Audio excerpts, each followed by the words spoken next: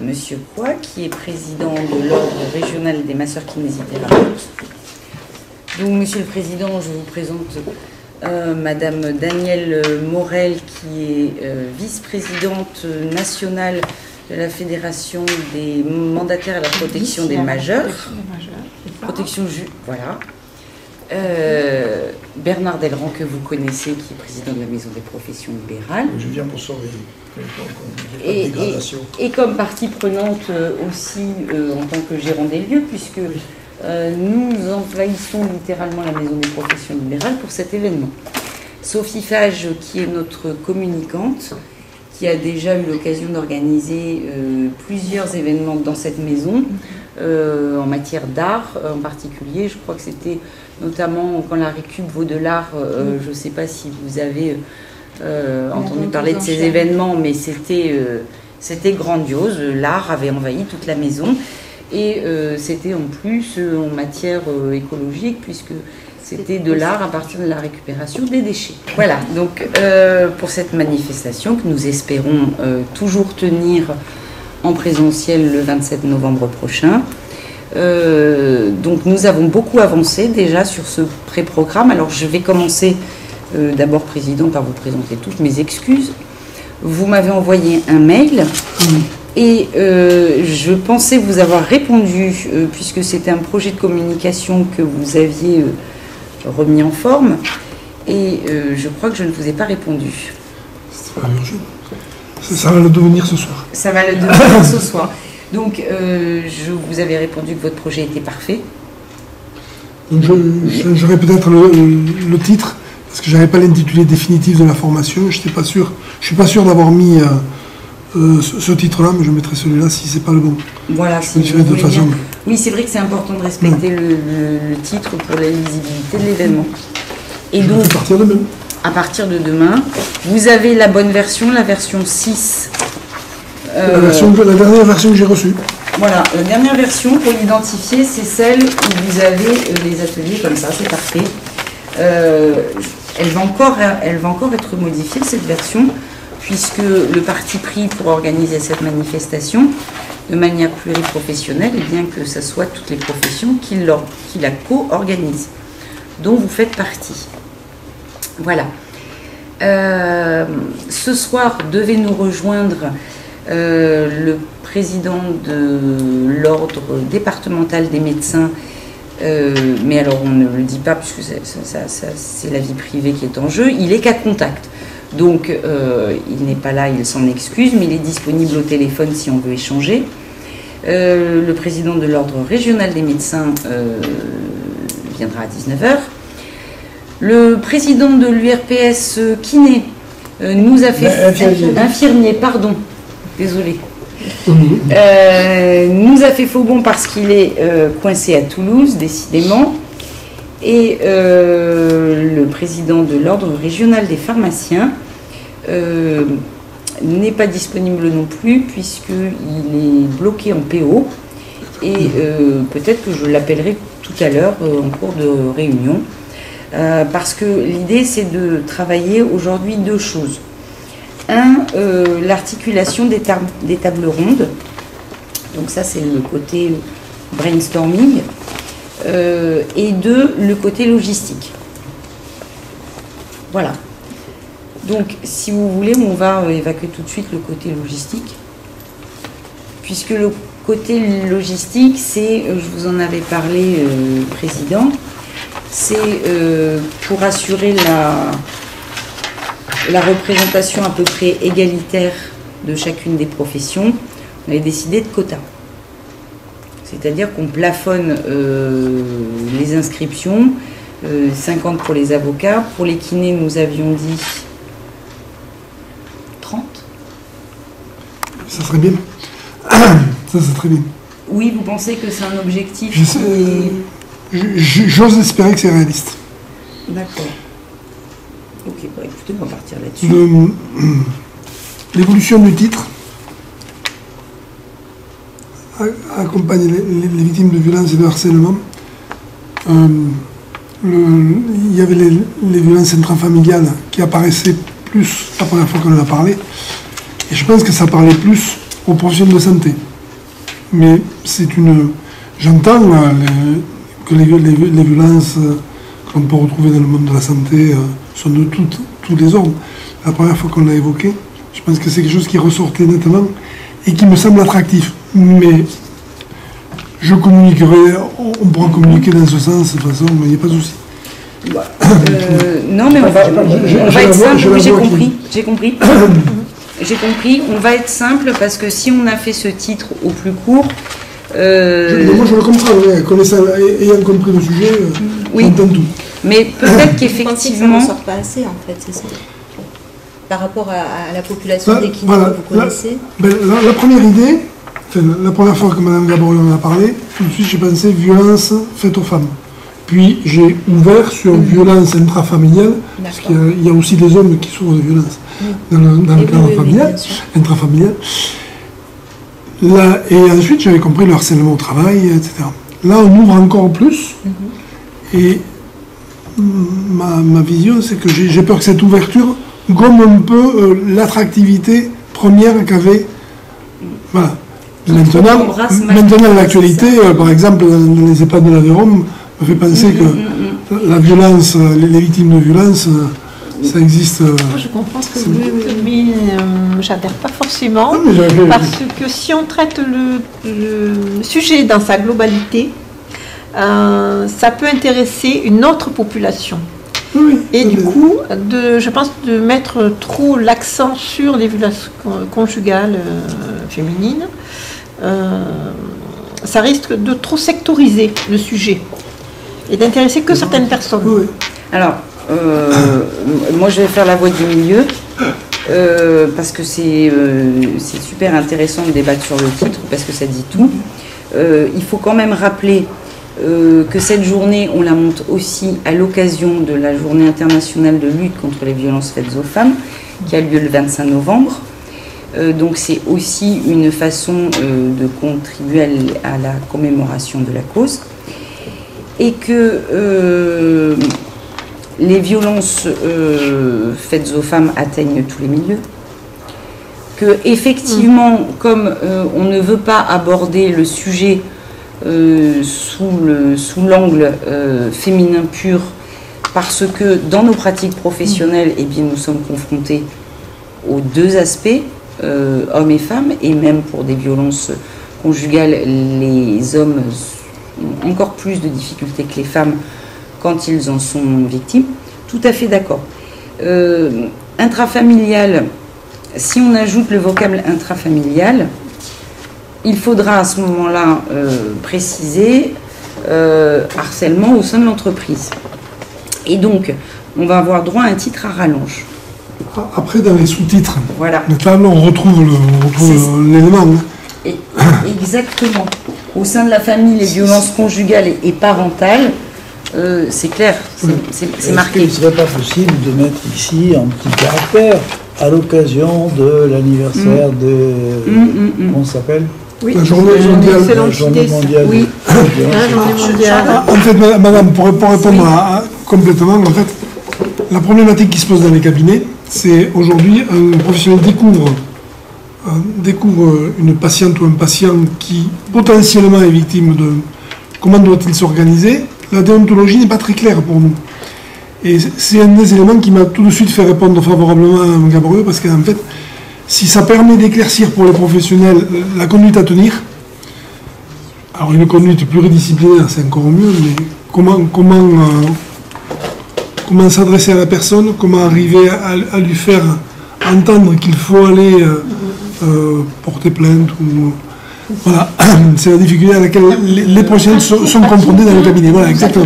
C'est cet aspect-là. Vous êtes vraiment demandeur dans l'exercice de votre métier au quotidien de comment faire le modus operandi pour aider les professionnels et les victimes. Mais après, je comprends qu'il faille trancher. Et moi, je pense que dans ma communication, je vais mettre le titre générique et je vais peut-être mettre les deux sous-titres des deux. On va faire simple. Dans votre communication, vous allez joindre ça. Oui, donc oui. dans votre communication, vous mettez ce que vous voulez. Oui, oui. Je ne veux pas que ça aille... Non, mais Le mot d'accompagnement par profession, il est justement là pour attirer... Trop générique, ça ne va pas attirer... Après, je trouve excellente l'idée de Bernard d'ajouter que c'est la commémoration de la journée mondiale de...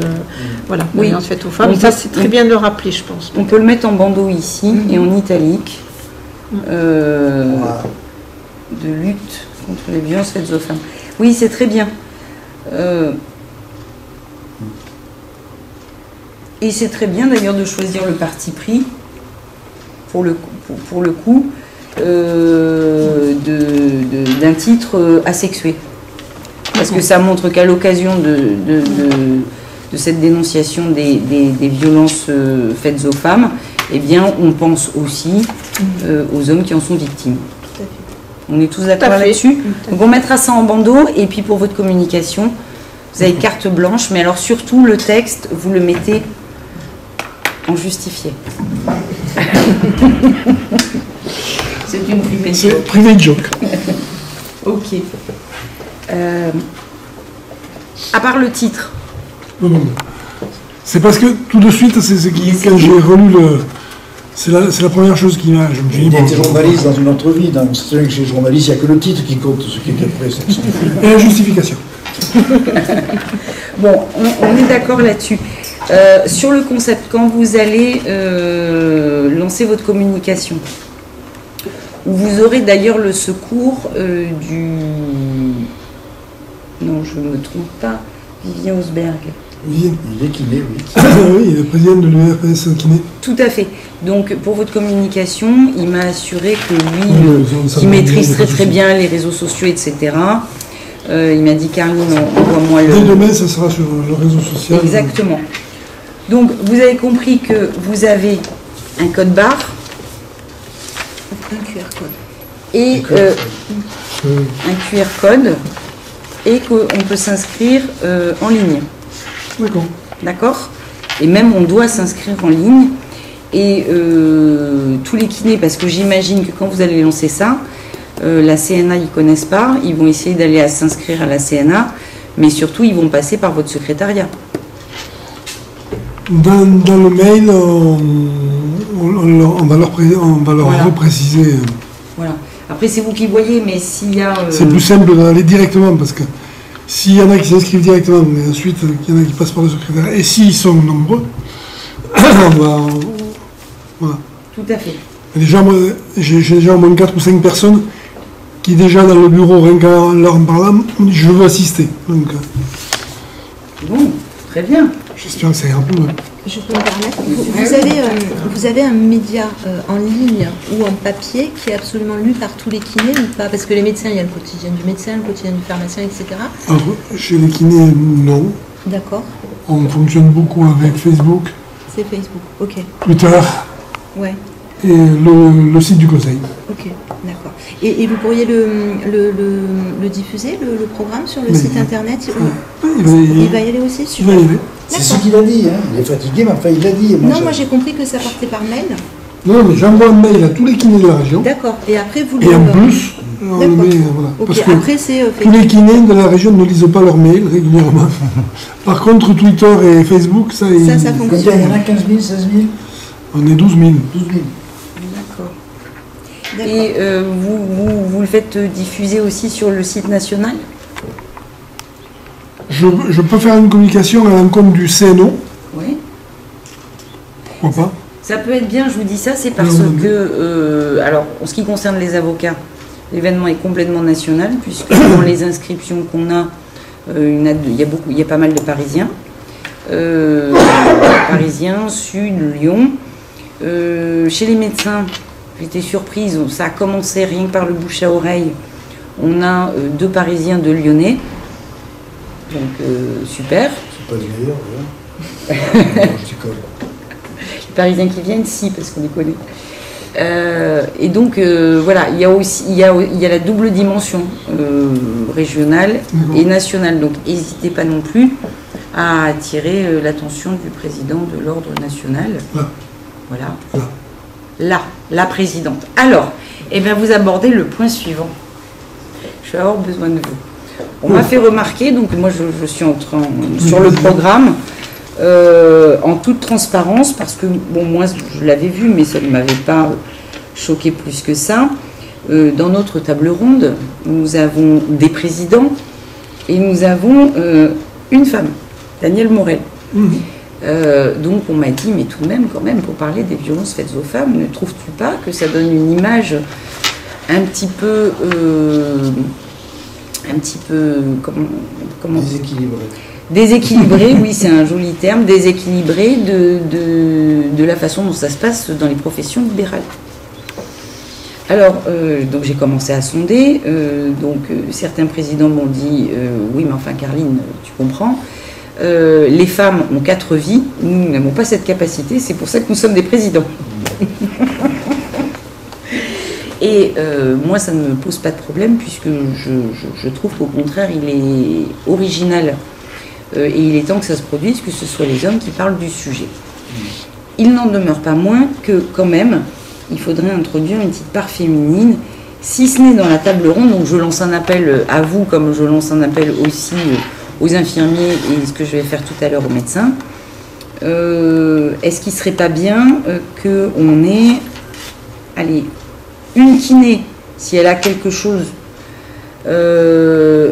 à dire, si elle maîtrise bien son sujet avec vous à la table ronde, ou parce qu'il n'est pas question qu'elle serve d'attaché-caisse, ou en tout cas introduire des femmes kinés dans ces ateliers et que ça apparaisse un peu. Qu'est-ce que vous auriez en stock? Des femmes kinés jeunes, ne serait-ce que dans mon bureau, puisqu'on est 6 dans le bureau et il y a 3 femmes et 3 hommes. Bon, bien. Le président est élu en premier, c'est lui qui choisit son bureau derrière, donc il choisit la composition du bureau derrière. Donc j'étais homme élu, donc je suis désolé. Non. C'est comme ça. Mais c'est moins grave que chez les infirmières. Hein. Ouais. Non, mais j'aborde le sujet directement. Donc oui, je pense que je pourrais faire participer quelqu'un. J'avais une autre idée, mais je ne sais pas si je... En fait, justement, le problème que j'ai évoqué, c'est le problème de la déontologie. Dans le code de déontologie, rien n'est net pour que l'on puisse signaler. Et j'ai dans mon conseil une juriste qui est avocate, personne n'est parfait en plus, mais qui, je pense, est capable d'exprimer cette version kiné si j'ai pas quelqu'un du bureau qui sera capable de le faire. C'est bien ça. Voilà, parce que dès qu'on en a parlé, 1 heure après, elle était sur le code de déontologie pour débriefer le truc. Mais si, au contraire, c'est marrant de voir un président d'ordre qui vient avec son conseil. Je trouve ça, au contraire, très respectueux. C'est pas secrétaire administratif, c'est mon conseil. C'est ma mémoire vive. D'accord. Non, mais comment elle s'appelle? Votre binôme Leïka. C'est ma jeune binôme, puisqu'elle a remplacé Laura qui est... Oui, c'est celle que j'ai croisée quand nous étions... Oui, voilà. Leïka comment? Freudberg. Si elle s'inscrit, elle peut s'inscrire F-R-E-U-D-B-E-R-G. Mais je vais voir avec elle quand même. Okay. Parce qu'elle est timide et réservée. Donc alors les ateliers... Avocate, elle est timide et réservée. Alors les ateliers lui conviennent très bien. Je pense qu'elle sera tout à fait... Je pense dans son truc, mais je vais quand même voir avec les filles de mon bureau s'il n'y en a pas une qui veut s'exprimer plus particulièrement aussi. D'accord. Mais il n'y a pas de souci. Bon, ça vous me tiendrez au courant. Ok, alors, donc pour la table ronde, donc il va falloir qu'on s'exprime en temps très limité. Parce que vous avez vu que nous avons eu notre guest star, Marie-France Irigoyen. Oui. Donc il est normal qu'elle ait plus de place que les autres. Marie-France Irigoyen va surtout... alors pour l'instant je connais... C'est pas un mec, elle. Non, c'est pas un mec. Eh ben, alors, on la sauve, c'est bon. Mais c'est pour ça que moi ça ne me pose aucun problème. Surtout si elle s'exprime plus que les autres. Et elle va s'exprimer plus que les autres. Et puis en plus, il y a moi qui serai là tout le temps, donc il n'y a pas de souci. Je suis pas gênée, j'aborde juste ce problème qui est sorti, quoi. Donc, qu'est-ce que vous avez envie de me dire en 10 minutes? Je savais pas que j'allais parler 10 minutes. Déjà, si dans mon conseil. Il n'y a aucun souci. Déjà que dans mon conseil, on me reproche de trop parler. D'accord. Mais je sais pas. Là, comme ça, je sais pas. Je vais partir sur ce que je viens d'avancer, les problématiques rencontrées par les kinésithérapeutes dans les cabinets, parce qu'on a des outils pour les enfants, mais on est démunis pour les autres personnes. Donc ça déjà, c'est la première chose sur laquelle je peux partir. Et je viens discuter avec mon bureau pour voir ce que je veux. Non, mais voilà, mais c'est la base. La base, elle est là pour moi. D'accord. C'est ça et les difficultés que nous avons face à la déontologie et face à ces personnes pour lesquelles on ne sait pas du tout comment... Parce que ça peut être la même problématique pour les kinés salariés qui perçoivent des violences dans le milieu de l'hôpital en général, et pas de comprise, et qui forcément ne sait pas comment se comporter vis-à-vis d'une hiérarchie ou d'une omerta qui peut exister au sein de ces services et de ces établissements, par exemple. Et Vous me surprenez d'entrée, vous me dites, je vais parler 10 minutes, j'ai pratiquement développé sur 3 minutes. Eh ben c'est parfait comme ça. C'est le secret professionnel surtout. Oui, c'est ça, c'est le problème lié au secret professionnel. Et si vous voulez, dans le code de déontologie, on a un article précis pour les enfants. Où on doit. Si on a un doute, on doit. On n'a pas le même article pour les autres personnes. Mais vous avez un nouvel article qui vient de la loi du 31 juillet 2020. Qui étend la possibilité pas d'échapper, la possibilité d'être délié du secret professionnel dès lors que le soignant, donc le soignant, c'est pas que le médecin, c'est tous les soignants, sont confrontés à une situation de violence conjugale et qu'il est capable de repérer une victime en situation d'emprise. Donc là, je vous le fais, j'ai pas préparé. Donc, situation d'emprise, violence conjugale, et cette situation d'emprise doit placer la victime en danger immédiat. Donc, ça n'est ni plus ni moins... Si, c'est plus que l'habituelle exception au secret médical, qui était celle pour tout professionnel médical et paramédical de signaler aux autorités de police toute victime en situation de danger immédiat. Celle-ci, on la connaît déjà. Mais là, apparaît une nouvelle possibilité, et avec une nouveauté qui a échappé à tout le monde, qui est que dans un texte de loi, on a introduit la notion d'emprise. Donc, ça, il faudra, je pense, en débattre, parce que vous me dites ça et je vous prends un petit peu au débeauté comme ça, à froid, mais j'en ai discuté aussi avec les infirmiers, ils ont leur même problématique de signalement, et eux, ils m'ont dit, mais la solution est dans le secret partagé. Personne ne m'a encore dit, mais la solution est dans ce nouveau texte. Les médecins ont commencé à me dire que ce nouveau texte ne changeait rien du tout et que la montagne accouchait d'une souris. Or, dans ce nouveau texte, il y a cette situation d'emprise qui est une possibilité différente pour dénoncer au-delà de son secret médical. Et la situation d'emprise, est-ce que les kinés y sont formés ? Qu'est-ce que c'est l'emprise? Est-ce que vous recevez une formation particulière là-dessus? Non. Non. On est d'accord. Je suis en train de vous donner votre deuxième sujet d'intervention. Oui, sauf que c'est nouveau, ça. C'est nouveau. C'est pas encore transposé dans le code de la santé publique pour rentrer dans l'école de déontologie. En fait, il y a la loi, oui. Et ensuite il y a la transposition progressive dans l'école de déontologie. Mais la loi existante... Mais ça va être imminent. Mais surtout, quand je dis qu'il y a cette nouveauté de l'emprise, avant c'était un mot honteux, en tout cas devant les tribunaux, ça n'avait aucune conséquence juridique.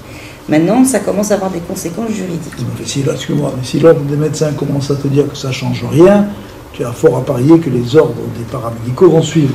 Oui, mais les médecins vont réfléchir comme les autres. Ah oui. Ça ne change rien, mais le texte y est et la notion d'emprise y est. Et en matière de violence intrafamiliale, au-delà de la problématique du signalement, il y a avant ça la problématique du repérage et comment agir avec une victime. Est-ce que les kinés sont formés pour ça? Je ne le pense pas. Pas aussi précisément, mais ils reçoivent des enseignements pour aborder tous les problèmes liés à la psychologie, à la psychiatrie, à la psychologie du patient. Et, donc, pas aussi précis que ça, mais il doit y avoir des chapitres, au moins des chapitres. Alors maintenant, est-ce qu'ils sont retenus? Ça, c'est encore autre chose. Mais...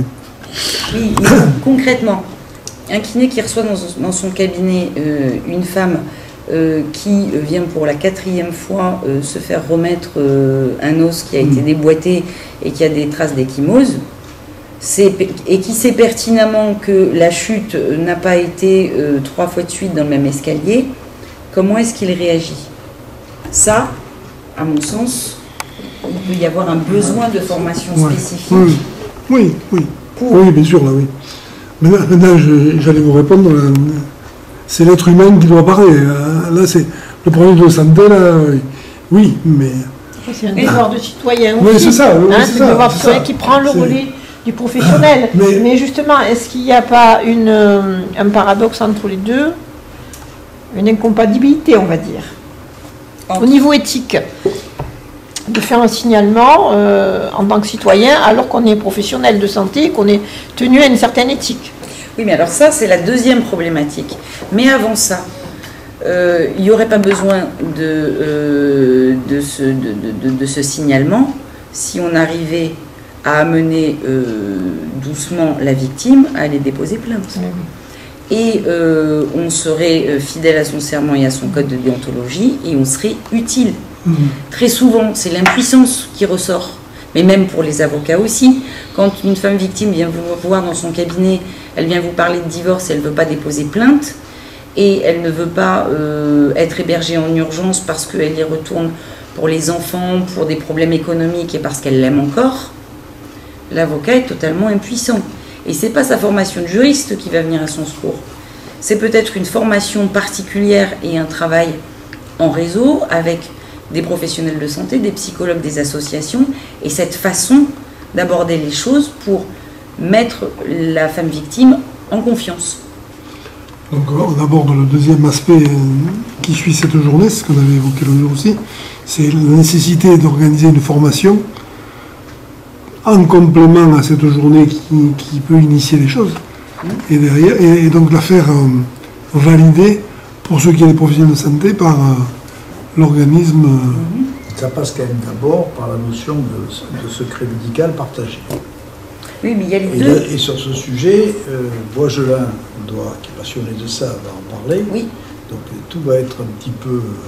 Et lui, il ne va pas inventer, il va aussi se renseigner avec le nouveau texte de loi pour savoir si ça permet une évolution dans le respect du secret médical. C'est pour ça et le secret médical partagé, c'est peut-être la réponse. C'est peut-être pour ça que je vais changer l'ordre des interventions à table ronde. Et puis ça tombe bien parce que 2 médecins qui parlent les uns après les autres, ça ne me plaît pas du tout. Si, c'est bien parce qu'ils ne sont jamais d'accord entre eux comme ça. Non, oui, mais ils ne vont pas aborder les mêmes thématiques. Parce que sinon, ça ne sert à rien. Pourquoi il y aurait 2 médecins à la table ronde et qu'un seul représentant des kinés, qu'un seul représentant des infirmiers? Tu sais ce que va dire Boisgelin sur le secret médical? Oui, à peu près. C'est sûr? Ok, bon, ça va. Oui. Et c'est surtout que Jean Thévenot, lui, va plutôt parler de la problématique de la détection, de la vulnérabilité, parce qu'il est gynéco, Jean Thévenot, de la vulnérabilité des femmes en situation de grossesse et des conséquences sur les enfants. Donc ça, cette première partie-là, c'est un peu la problématique de la difficulté à aborder avec les victimes ce dont elles sont victimes. Et qui correspond à ce dont je vous parlais. Est-ce qu'il ne faut pas une formation particulière pour parler à la victime, la persuader qu'elle peut avoir un intérêt à dénoncer les violences, qui est celui de choisir de continuer à vivre son calvaire ou essayer de s'en sortir quand même. C'est juste ce choix-là. Ça, c'est la première problématique. Et donc, Xavier de Boisgelin, lui, son bébé, c'est le secret médical. Je vois que ça vous interpelle, vous, et que c'est ce dont vous avez envie de parler en premier, la difficulté de signalement. Je vois que Jean-François Bouscarin a envie, lui aussi, de parler spécifiquement de ce sujet. Donc, j'ai envie de vous intercaler et de laisser Xavier de Boisgelin parler à la fin sur le certificat médical pour que ça ouvre le débat. Daniel Morel, je te remonte. Oui, alors moi, justement, c'est une problématique que je vais évoquer aussi. Parce qu'en termes d'éthique, on n'a pas un secret professionnel qui s'applique, mais par contre, on a un devoir de réserve, de discrétion, et surtout, on se doit de respecter la volonté du majeur protégé. Et là, c'est très compliqué, puisque, évidemment, qu'on est là pour protéger l'intérêt, c'est-à-dire le côté médical, santé, la personne protégée, mais en même temps, si celle-ci ne veut absolument pas déposer plainte, eh bien on n'aura pas d'autre choix que de respecter sa volonté. Sauf si effectivement on voit qu'il y a une mise en péril, une mise en danger de la vie, évidemment que là on va être obligé d'intervenir. Mais sinon... Alors, Daniel, ok, tu veux en parler aussi, mais c'était pas ton sujet premier. On est d'accord? Non. C'était pas ton sujet premier. Non. Donc, on va revenir au titre, et puis ça va permettre d'organiser la table ronde en 2 temps. Ouais. Quitte à ce qu'on parle un petit peu moins et qu'on ménage une place pour le débat. Et que, par exemple, toi, tu parles pas de ça, mais tu réinterviens après pour dire, bah oui, nous aussi, c'est pareil. Mais oui. Voilà, il va falloir équilibrer nos interventions là-dessus pour que tout le monde y trouve... Je voulais expliquer aussi un peu le métier de mandataire judiciaire qui n'est pas très connu. Oh, ça, c'est 1 minute. Une minute, juste 1 minute. Non, voilà. Mais c'est important. Voilà, pour expliquer les missions un petit peu, parce que les gens, je pense, que ne connaissent pas notre métier. Hein. D'accord. Donc, Daniel remonte derrière l'avocat. Et le nouveau métier de mandataire, tel qu'il est conçu, c'est précisément de protéger les personnes. Or, il y a une espèce de grand écart entre dire je respecte la volonté de la personne dont je défends les intérêts en tant que mandataire désigné par un juge et ne pas dénoncer les abus qu'on a pu constater. Donc on revient à la loi. La loi qui a créé la profession de mandataire est une loi qui va très loin puisqu'elle permet à tout individu de désigner de son vivant son futur mandataire. C'est vrai que les gens ne le savent pas, il faut le rappeler ça. Donc c'est dans l'esprit de protection, toujours le même esprit, protection. Oui, protection. Donc il ne faut pas que cette protection se retourne finalement contre les dispositions dont vous allez débattre le 27, qui sont des dispositions permettant justement d'aller chercher tout ce qu'on ne voit pas, tout ce qui ne se voit pas et tout ce qui permet de protéger les victimes. On n'est pas dans la même notion. Hein. La protection de la personne, c'est une chose, la protection des victimes, c'est autre chose. D'accord. Après, à notre disposition, on a quand même des possibilités, des outils, c'est-à-dire organiser des réunions pluridisciplinaires.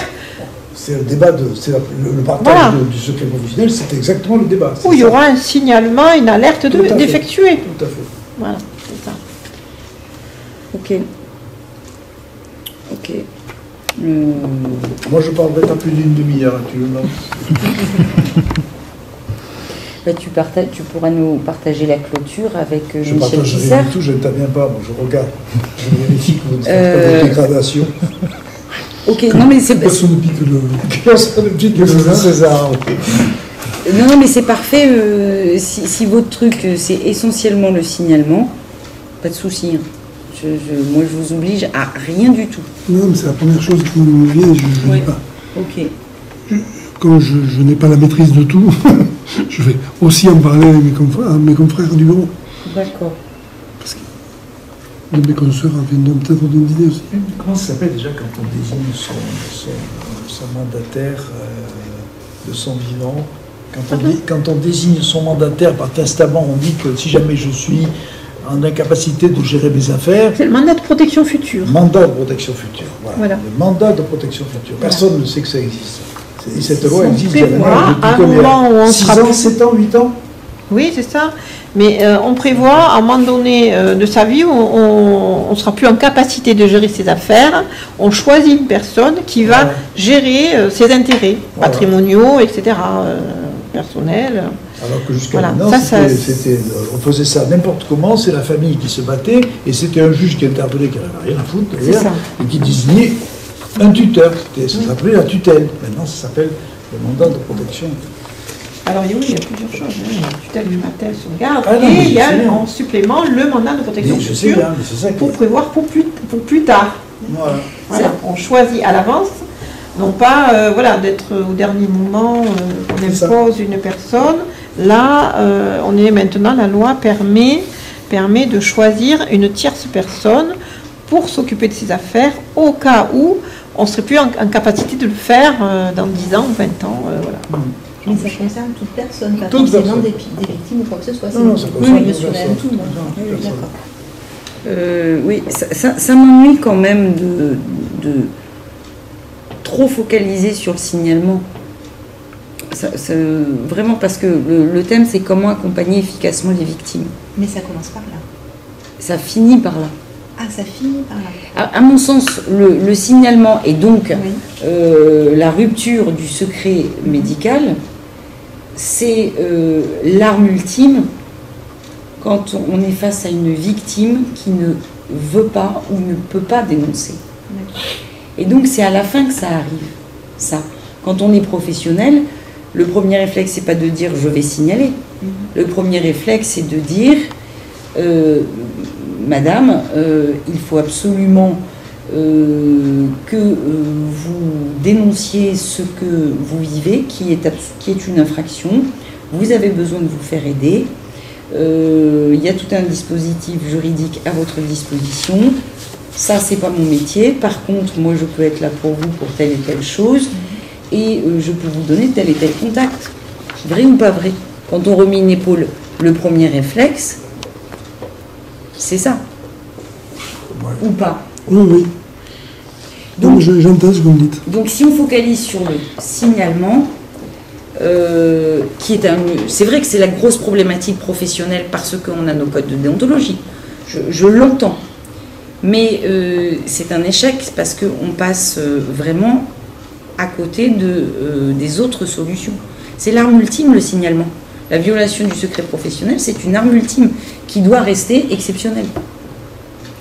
Donc, il faut quand même réfléchir à tout ce qu'on peut faire à part ça. Ah bon. Le comportement pro. Ah bon. Oui. Par le dossier, alors par la communication, les mails sécurisés. Est-ce que l'échange avec le médecin rentre? Alors bon, il y a la discussion avec la patiente ou le patient. Ok. Je cherche d'autres armes. Le suivi. C'est un petit coup de fil, est-ce que vous allez bien? Une femme victime de violence, elle a besoin de savoir qu'elle Le est suivi, pas seule et qu'on la croit. oui. Mais si par exemple ce que je lui propose lui déplaît, elle va plus revenir. C'est pour ça que ça se travaille, ce que vous proposez. Hmm. C'est-à-dire, il y a une façon de le dire. On a tendance, quand on est dans une discipline, à dire il vous faut ça.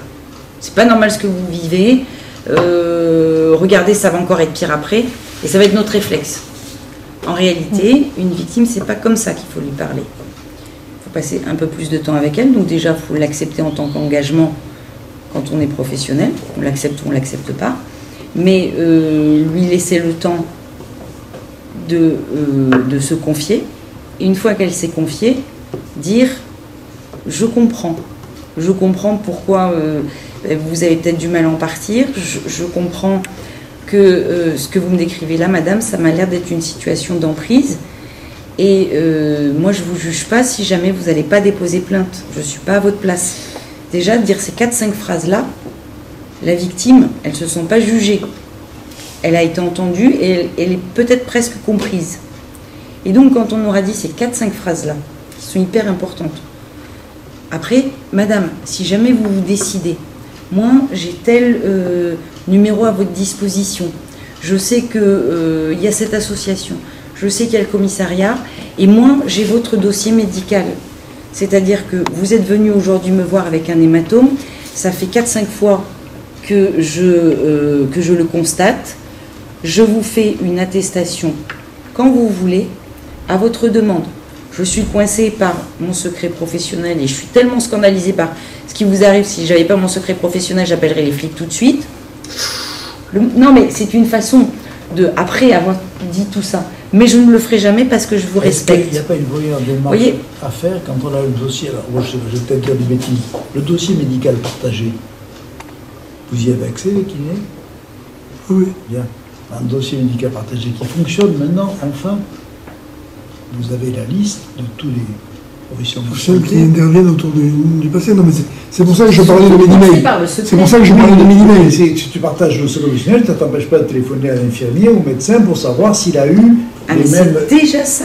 Attention, il y a plusieurs façons de bien accompagner. Ce dont je vous parle là, qu'on fait, mais vous avez raison, on le fait quasiment spontanément, sauf qu'on a peut-être besoin de 2 ou 3 petits tuyaux en plus. Moi, ça m'a vachement aidé dans ma pratique professionnelle d'aller me former en psychologie, d'aller me former sur le cycle de la violence et l'emprise, parce que comme ça, le discours que je vous tiens, je le tiens dans mon cabinet, et c'est super efficace. Maintenant, elles vont porter plainte après être passées pendant 2 heures dans mon cabinet, elles y vont. Ils n'ont plus peur. Puis surtout, elles y vont pas seules. Ça, c'est la première chose. Mais moi, ma réaction, ça aurait été, bon, il faut bouger. Mais c'est normal. Vous ne laissez pas faire, quoi. Mais c'est normal, mais pourquoi votre réaction, elle est comme ça? Je suis un peu de pomme. Non, mais votre réaction, elle est comme ça parce que vous percevez pas dans son intégralité ces violences psychologiques.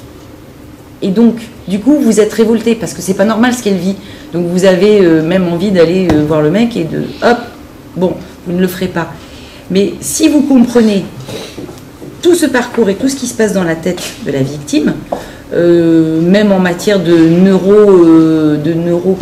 neurosciences, avec les 3 cerveaux là, le truc avec les 3 cerveaux, le cerveau reptilien, le cerveau et le cortex. Bon, rien que de savoir ça, on comprend pourquoi une femme est bloquée, pourquoi elle n'y va pas, pourquoi il va falloir beaucoup de patience, etc. Et donc ça change votre façon de parler et votre réaction. Et ça vous fait redoubler d'efficacité. Et donc, c'est tout ça que je veux dire. Dans l'accompagnement, on peut faire ça si on a envie en tant que professionnel. Du coup, est-ce qu'il serait judicieux de réorienter le discours autour de ça? Non, c'est libre. Moi, c'est mon challenge, si vous voulez. Ce que vous me dites là, pour moi, ça devrait être ce qui va ressortir dans la journée. Oui. Si on attaque par ça... Non, il suffit de dire que votre problématique, c'est que vous êtes démunis. Oui. Et parce que vous faites votre job, vous venez remboîter une épaule, faire un massage à tel endroit, etc. Et vous savez bien que ça soulage une certaine douleur, mais pas ce que vit la personne. Et de ce côté-là, on pourrait peut-être faire des choses, parce que vous m'avez parlé de cette obligation nouvelle de formation chez les kinés. Vous savez, vous m'en avez parlé, et donc vous voulez mettre en... C'est pluripro, c'est sur le programme annuel de... Le programme annuel de formation des professionnels médicaux. Ça fait partie des axes sur lesquels on peut proposer des formations qui vont faire que les professionnels vont être indemnisés pour suivre ces formations. Ça fait partie des axes. Mais vous avez raison, c'est l'aboutissement de la journée. Moi, mon challenge, c'est d'arriver à prouver à tout le monde qu'on peut accompagner différemment en ne faisant pas sa spécialité, en ne se limitant pas à l'exercice de sa spécialité pour une victime de violence. Donc c'est mon challenge. Je pense que je vais le réussir grâce aux ateliers. Et dans les tables rondes, il faut ouvrir ces sujets-là. Et donc, je ne vous demande pas de parler de tout ça forcément, si votre truc c'est le signalement. Par contre, moi je vous interrogerai, j'hésiterai pas à bouleverser la table ronde, pour appuyer sur qu'est-ce qu'on fait en amont. Et là, vous me répondrez ce que vous m'avez dit, puisqu'on en a déjà parlé. Mais c'est l'idée. Non, au moins il faut que tout le monde soit... Vous avez envie de parler du signalement, on va tous parler du signalement. Vous me dites qu'est-ce que vous allez dire en 10 minutes. La première chose qui me vient, c'est cette problématique-là.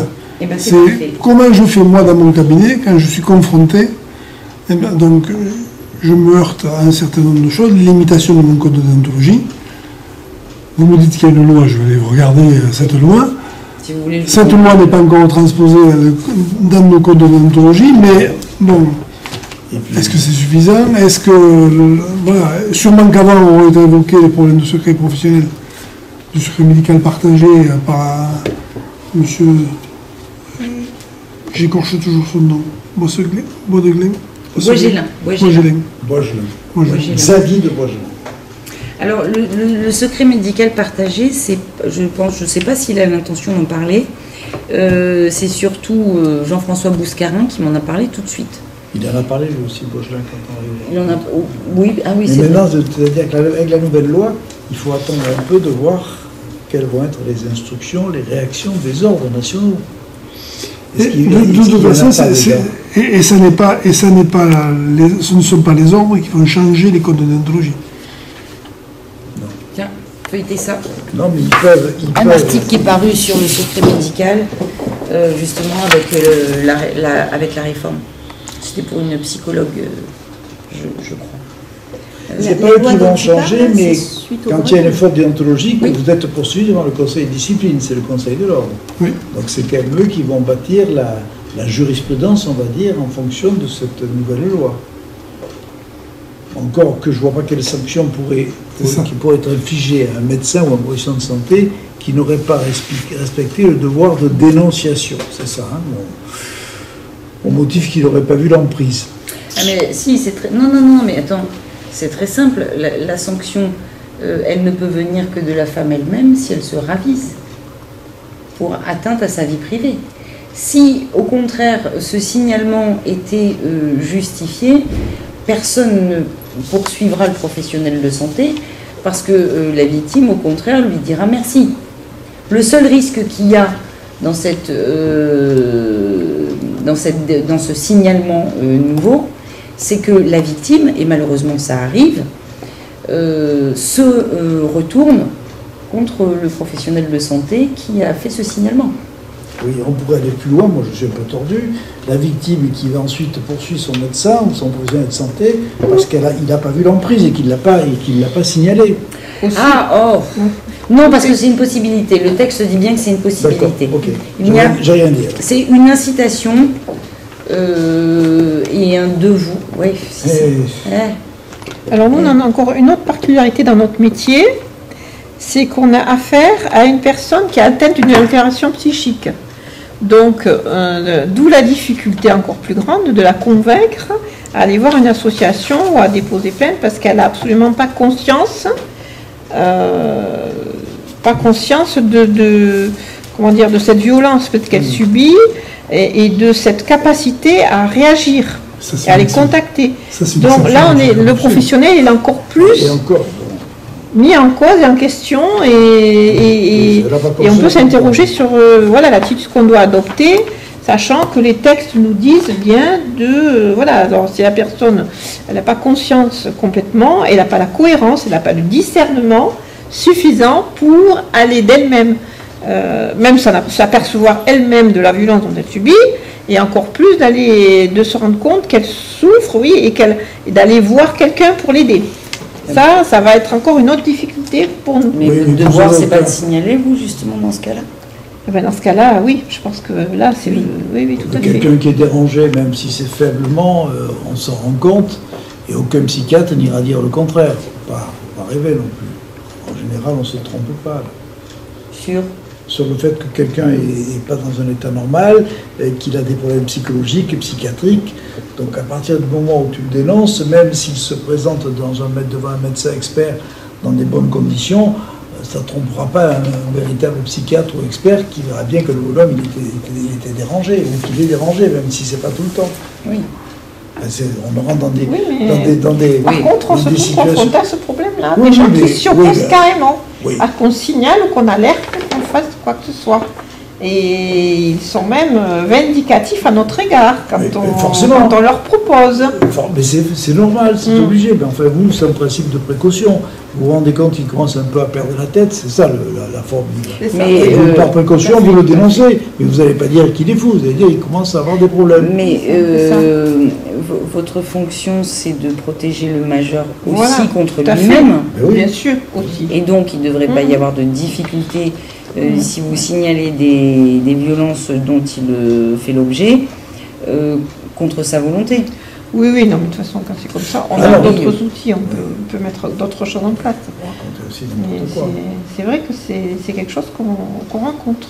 Donc, vous n'avez pas accès au secret partagé? Non. C'est dommage parce que l'idée, c'est que les professionnels de santé se partagent le secret jusqu'à ce qu'il y ait un professionnel qui ne soit plus soumis au secret, qui puisse signaler. Par exemple, le travailleur social. Non, mais j'imagine, mais le problème du dossier partagé, c'est que c'est un très bon outil pour justement essayer d'aider la victime de concert. Quand je vous disais, rappelez-la pour savoir comment elle va, ou signalez-le au médecin pour qu'il ait une attention particulière quand il la reçoit, ça c'est super. Mais le secret partagé ne permet pas de sortir du secret professionnel pour déclencher une protection. Il permet sacrément de rassurer les professionnels de santé qui vont échanger entre eux. Et si entre médecins, kinés, infirmiers, ils sont d'accord pour reconnaître qu'il y a un problème, je veux dire... Ils vont faire un signalement collectif. Pourquoi pas?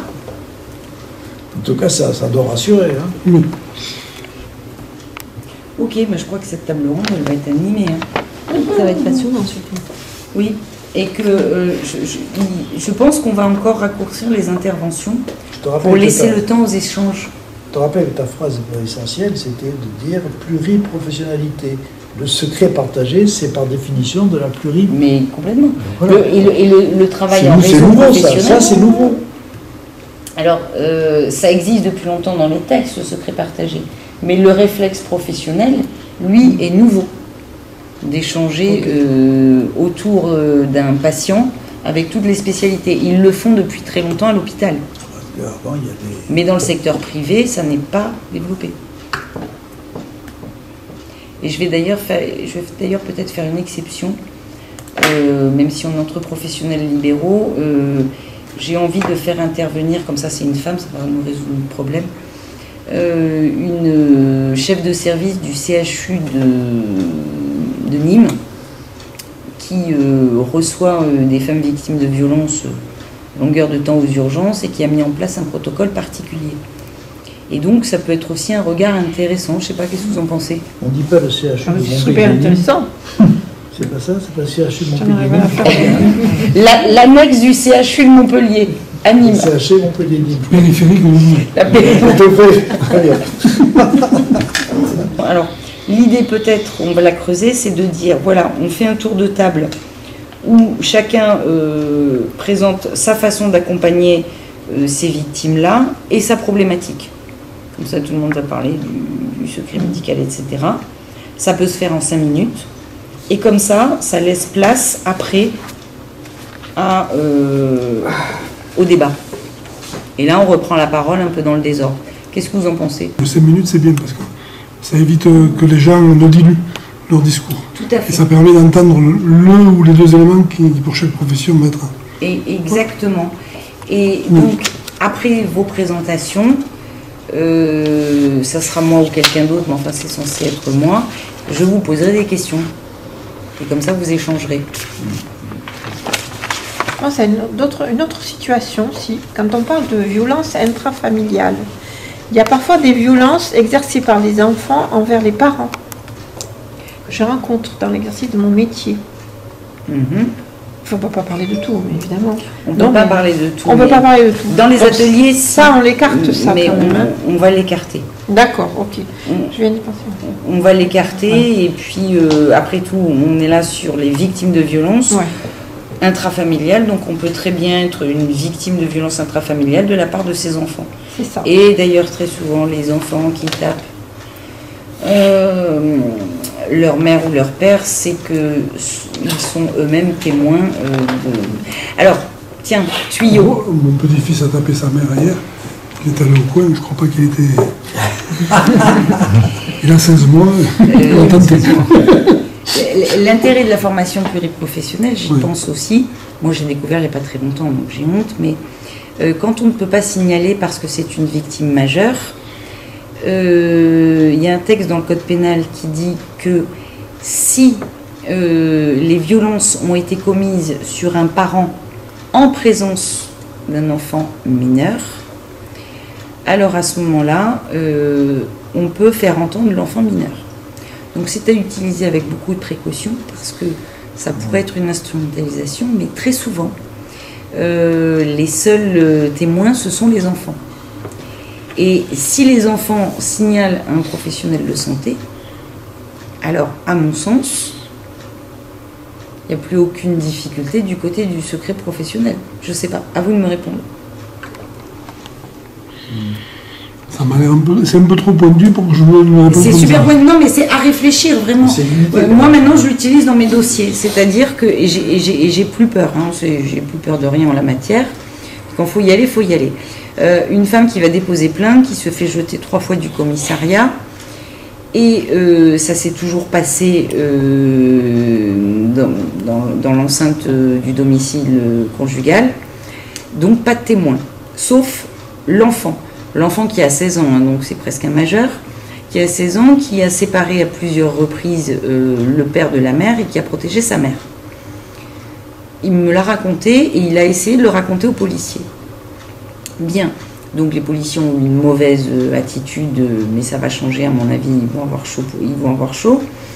J'ai dit, puisque c'est ça, allez, cette fois, j'y vais, parole de l'enfant me l'a écrit, et je l'ai signalé au procureur de la République, et j'exige que l'enfant qui n'est pas victime, direct, il ne s'est pas pris de coup de la part du père, j'exige que l'enfant soit auditionné, de sorte que ça va me permettre d'avoir un témoin. Et grâce à toi, l'enfant s'est fait massacrer par son père. Après. Non, il est parti, le père. Ouais.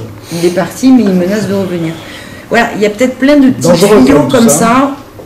C'est dangereux, mais il faut savoir prendre des risques. Oui, est dangereux, dangereux pour le gosse. C'est dangereux pour le gosse, c'est dangereux de ne rien faire. Maintenant, s'il s'interpose régulièrement, Ouais. déjà, c'est que... Voilà, c'est ça.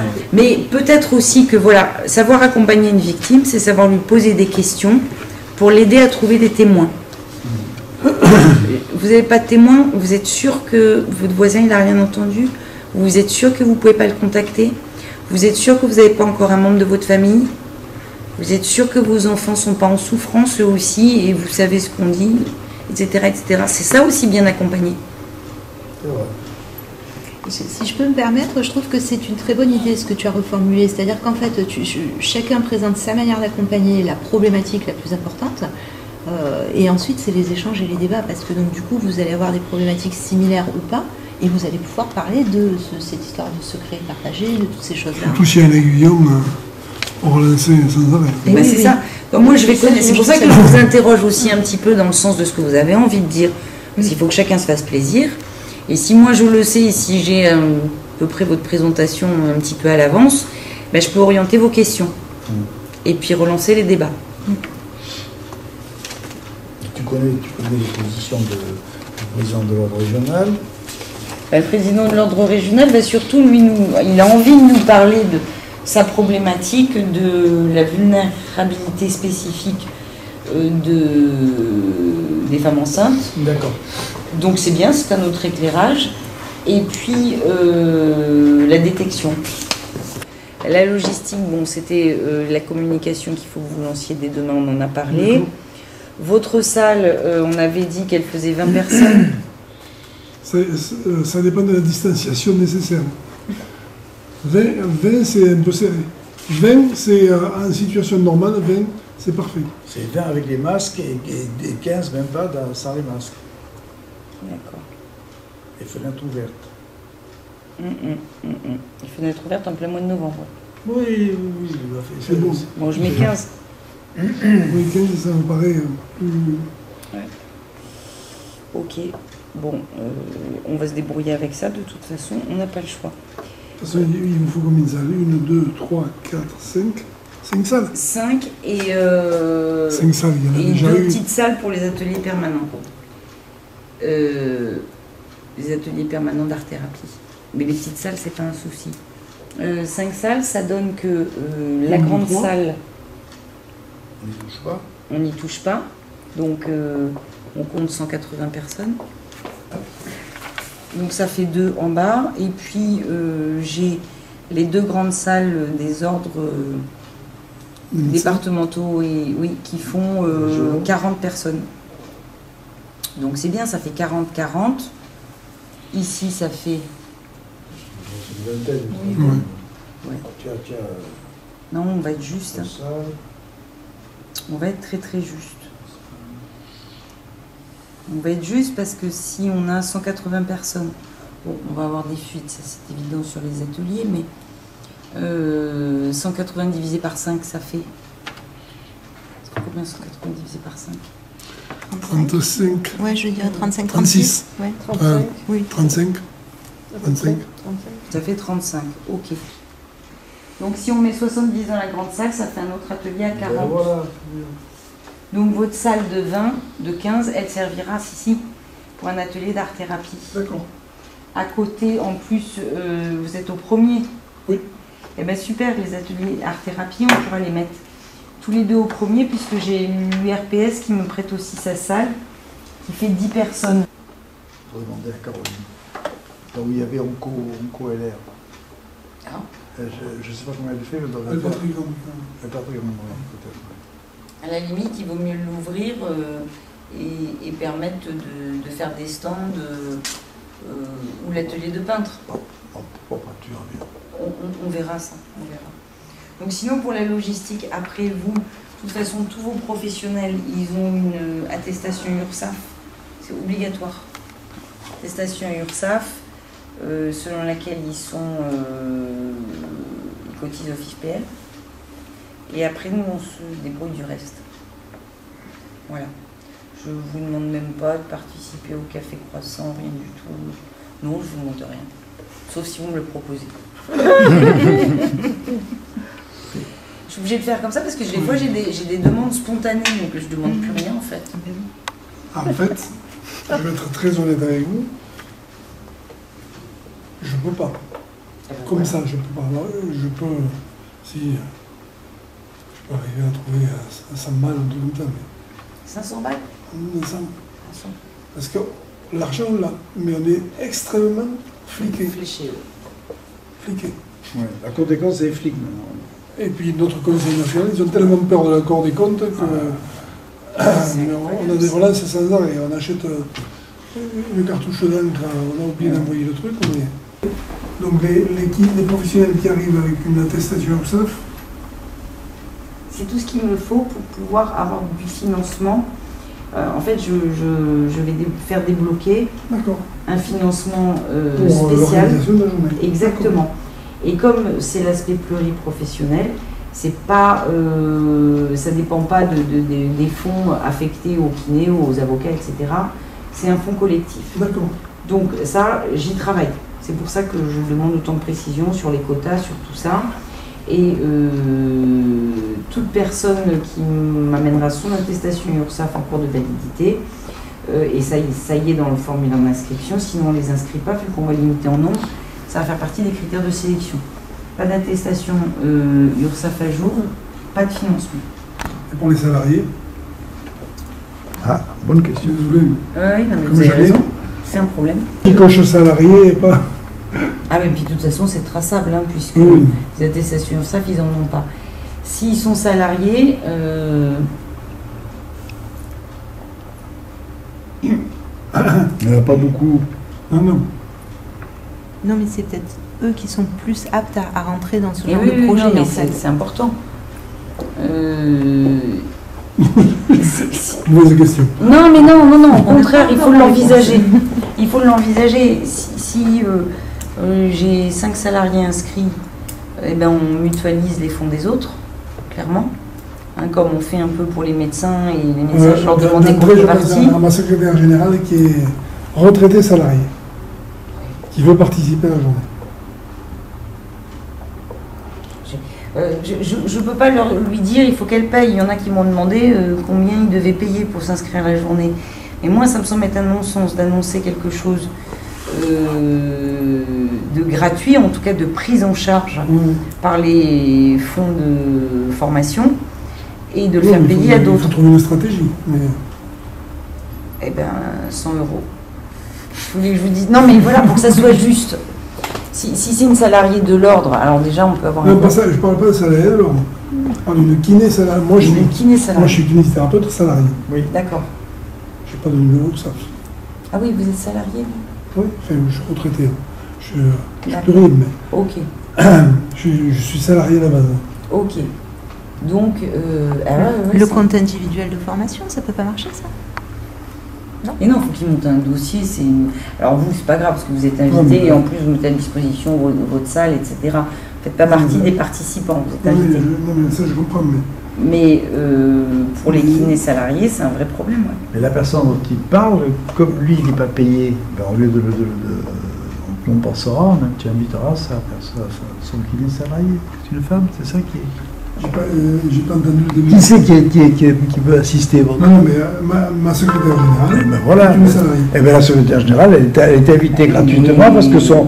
On la fera, elle participera à un atelier. Ben, c'est tout. Puisque ça lui plaît, c'est pas un souci. Non, mais il faut être cohérent, car. Je sais, non, mais il faut être cohérent par rapport aux autres professions. Voilà, par rapport aux autres, il n'y a pas de raison. Mais moi, je vous signale que chez nous, voilà, on a 20% de salariés. C'est cohérent. Donc, chez les infirmiers, il y a 90% de salariés. Mais pour autant, je pense qu'on aura plus de libérales qui viendront. Oui, mais vous pouvez avoir des salariés. Ok, bah oui. Sauf si ça passe que par l'URPS, vous avez des libéraux, puisque l'URPS, c'est les libéraux. Voilà. Mais non, ça va passer aussi par l'ordre. Hein. Voilà, donc moi, par mon canal, je peux avoir des salariés. On leur réservera un quota aussi, c'est choquant ça ou pas? Ah non. De dire que parmi... C'est simple, vous avez 30. Oui. Eh bien, c'est facile, ça fait 6. Ça fait 6. Moi, ça me semble cohérent. 5. Ça me semble cohérent. Bon, ça n'apparaîtra pas, hein, ça c'est clair. Par contre... Non, c'est pas un problème, mais on garde la proportion de la... Oui, mais c'est représentatif. C'est logique. Bien sûr. 5, c'est le représentatif. 5 sur 30, c'est représentatif. Alors attends, je vous ai mis où? D'accord. Moi, s'il y en a trop, je suis trop content. Je suis pas sûr. Vous avez des doutes sur 30 au début. Oui, je les ai toujours, les doutes. Oui. C'est pour ça qu'il faut que le message que je leur envoie soit attractif pour eux. Oui. C'est pour ça. Tout à fait. Mais après, je m'inquiète peut-être pour rien. Peut-être que, comme c'était un sujet qui est dans l'air du temps, de toute façon... Moi, je m'inquiétais pour les avocats. Et on n'avait fait qu'une première vague de communication à titre d'essai pendant le mois d'août. Une seule communication au mois d'août, 40 d'inscrits et de toute la France. Je n'en suis pas revenue. Bouche à oreille... 40 sur 67 000 avocats, c'est pas vous? Non mais spontanément, sans faire de retape, sans rien du tout, déjà 40 inscrits. On a spontanément un ou deux médecins. On a spontanément ces nouveaux métiers. On a une consultante. Des consultantes, des coachs, ce genre de choses. Naturopathe. On a une naturopathe. Bon, bah, très bien. Spontanément. Ouais, sauf qu'elle est à la GFIS. Oui, mais bon, on a réglé le problème. Moi aussi, du coup, je suis à la GFIS. Oui, mais c'est une erreur, en fait. Peut-être, mais c'est ce que m'a envoyé l'URSSAF. Oui, mais l'URSSAF, depuis qu'on a tous les auto-entrepreneurs qu'il a fallu répartir, ils se trompent dans les répartitions. D'accord. Et ce qui compte, c'est le code NAF. Okay. Donc toi, si ton code NAF, c'est profession libérale, tu es pris en charge par le FIFPL, même si c'est marqué AG STIF. Oui, je l'ai eu au téléphone la dernière. Enfin, je t'expliquerai après. Voilà. Donc ça, c'est un problème de... Oui, c'est vrai. Ok, mais tout est compliqué. Ouais. Et ce que je veux dire, c'est que il vous faut un numéro URSSAF. Ah, l'attestation. En fait, c'est sur le compte URSSAF, quand on est en profession libérale, vous avez les attestations à télécharger. C'est l'attestation que vous êtes à jour. Ce qu'il va falloir, c'est que je fasse surtout passer le message à celui qui va recueillir les inscriptions, puisque tout est en ligne, et qu'on réclame l'attestation URSSAF. S'il y a des salariés, ils n'auront pas l'attestation URSSAF. Et si, est-ce que ça vous pose un problème si on dit pour les salariés s'inscrivent alors 70, 22 Z. Alors, je dois pouvoir mettre. Ah non. À ce moment-là, ce que vous pouvez faire passer votre communication, pour les professionnels libéraux, s'inscrire directement en ligne. Pour les professionnels salariés, un courrier à l'ordre. Voilà. Et à ce moment-là, on gère au coup par coup. D'accord. Hein, c'est bon comme ça? Super. Okay. Moi, je suis sûre qu'on va les avoir. Après, moi, j'étais en train de réfléchir à des solutions détournées. C'est pour ça que je vous demandais à quoi allait servir l'attestation. L'attestation, ça. Ah, l'attestation URSSAF, c'est pour recueillir des fonds parce qu'on a les intervenants guest stars qu'on fait déplacer, tous les frais de déplacement. On a le cocktail. C'était pas ça la question. On en parlerait après. Le CEV va recevoir les fonds du FIFPL. Oui. Non, d'accord. Oui. Très bien. Bon. On vous libère. Ouais. Vous allez à Toulouse. C'est très gentil. Bon. Ça va cartonner. Ça va kiné cartonner. Les centrales,